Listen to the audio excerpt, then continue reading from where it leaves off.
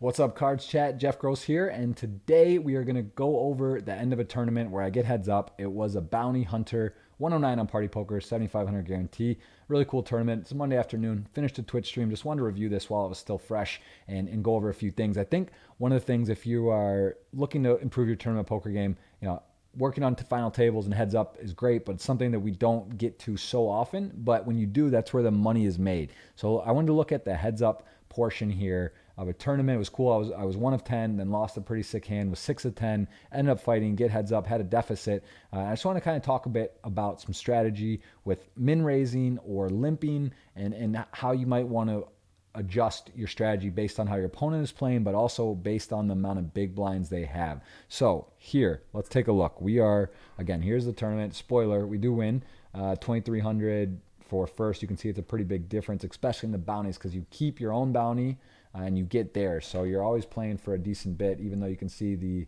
payouts here. It says it's the same basically, but that's because you keep your own bounty and get theirs, and it does end up separating. Let's look at a couple hands here. Well, we just did a video for you guys on this, on check raising. You see the opponent does lip. We're about 30 blinds deep in this spot, 30 blinds effective each, but I do go for a check raise there. We see some limping. Let me just go. I want to talk to you about when we get deep, what we want to do. Okay, so here is a situation where when we get super deep, start here. Let's see. So 50, 100, he shoves, no decision. Go to the next hand. Now, when we have 4-6 off, there's a reason why in these spots that you might want to start limping, because I think conventional thought is you should just be shoving or folding. He's got, 8.38 big blinds. So he's very short. But there's a reason you kind of want to limp, because when you limp with really good hands, you get him to shove. You want to balance, right? You want to maybe shove, like I would probably shove a hand like 8-9 off, sort of in the middle. It's one that I don't really want to limp fold, but it's something that I don't mind putting the pressure all in, get in a spot to win. But a hand like 4-6, it's so bad. I don't want to just be folding, giving him up. I want to make him shove all in, and then that allows me, when I do get really good hands, if I'm just balance limping off this stack, I'm gonna catch him when I have a really powerful hand, and he's gonna check back a lot, and I'm gonna be able to win post flop as well. So again, no big deal. We limp, he shoves.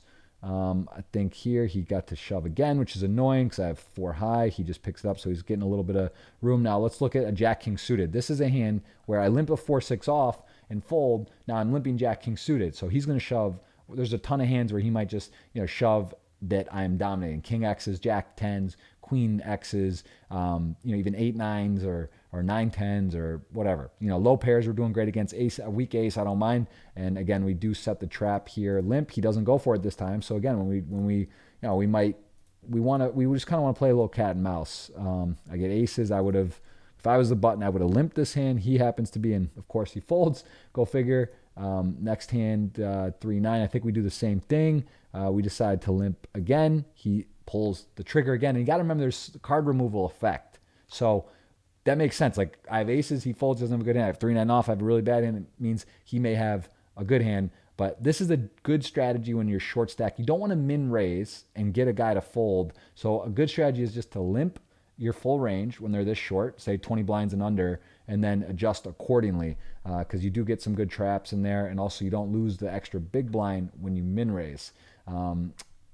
So that happens, and then this was the winning hand, pretty straightforward, A7 for about 10 big blinds exactly. I call, he has Queen Jack, we hold. So I hope that principle makes sense to you about why you should be limping, kind of your full range. And we saw even at, if we go back to the 30 blind range where the key hand was here, and we did a video on this hand specifically already, but you see him limp, and I'm happy to check back a 9-7 suited. You can see the stack wise, so he's got like 22 3 blinds, and this was a cool hand. But just sort of to show you that kind of how the limp game works. And then again, we talk about this bet size. We kind of want to induce.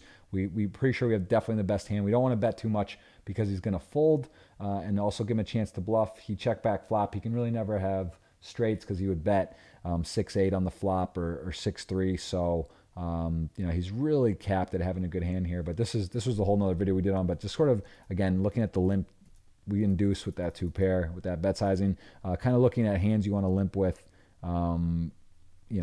Same kind of principle here, pretty even.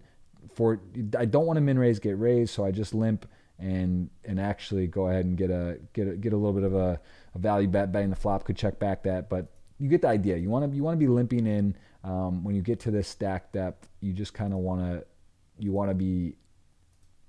don't want to really be min raise folding when you're sub 20 for sure, and even at 25, 30 blinds if your opponent's if you're min raising, he's shoving, or if you're min raising, he's 3-betting you. You just kind of want to start limping. You can set some traps, pot control, play position, and then when people miss, as they mostly do, right? Think about all the times your head's up, you go to a flop, you're gonna miss. Queen 7 off is called the computer hand. If you get dealt Queen 7, that is the dead middling of the hand. So if you have Queen 8 off, you can assume you have the best hand just based on averages when you're dealt hands heads up, and you just want to play post flop, control the pot, be in position, and also trap your biggest hand. So I hope that helps. I hope you get heads up. I hope you win tournaments. I hope this is a interesting video. If you have more questions, you can go on Cards Chat in the forum to ask me anything. This was from a Twitch stream today, September 28th, Monday, where I won, again, right here.